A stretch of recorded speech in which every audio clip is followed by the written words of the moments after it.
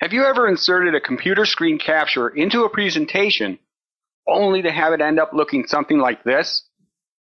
Or maybe you tried highlighting a certain area of the screen to help focus attention on what you intend to address, but the end result really wasn't much better.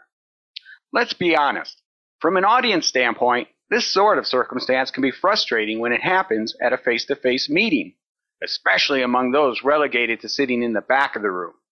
It's even worse, however, when it happens during the course of watching a video presentation, much like the one you're currently viewing. Fortunately, there's a simple workaround for making screen captures plenty readable in either case. Here's what to do. Before grabbing the screen capture, look for a zoom function on whatever software package you're using. Most all of them have one. In Excel, for example, it can be found under the View tab. When you click on it, a drop-down menu will appear with options for magnifying what's on the screen.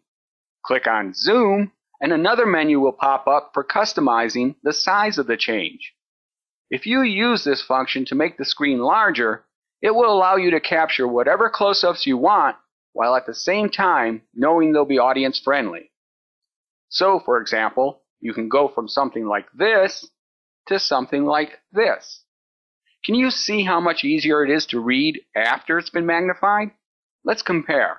On the bottom is before magnification, and on top is after. In Internet Explorer, the zoom is located on the upper right side of the screen under Page. Click on it, then go to Zoom, and you'll be afforded a number of options for magnifying the screen. So here's unmagnified, and here's magnified.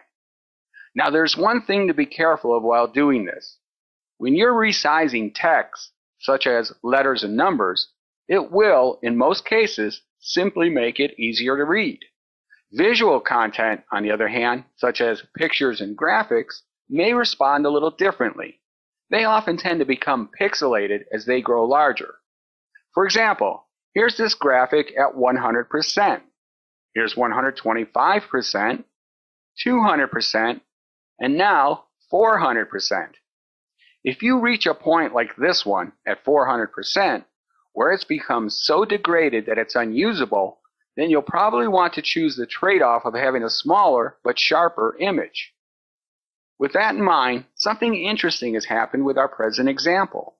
If we compare the three smaller magnifications side by side, we can see that 100% is fairly sharp in resolution, 125% is becoming degraded, but then 200% is kind of sharp again.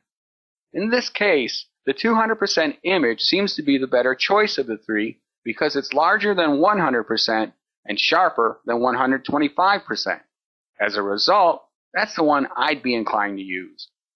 Okay, so now we know how to enlarge a screen capture for insertion into a presentation. But we're not done just yet because we have one more thing to consider. Let's go back to our Excel file. If I were to suddenly pull up this image in the middle of a presentation and say, here are some figures from this month's spreadsheet, there's a chance I'll end up confusing the audience because I haven't provided a context for them to understand where these numbers came from or how they fit within the bigger picture. So when you do something like this, it's good practice to show the entire screen first, include a visual cue of where you'll be going next, then go to the close-up. These three steps will make it easier for the audience to follow what you're doing. If you're creating a video, you can use this technique to help develop a rhythm and pace for telling a story. Let me give you a quick example. On our blog, we get a lot of comments from visitors. Every so often, they'll go something like this. First, they'll tell us how much they like the site, and then they'll add, I have put a link to this article on my website right here at www.something. Out of curiosity, we'll often visit the site to see if it's true.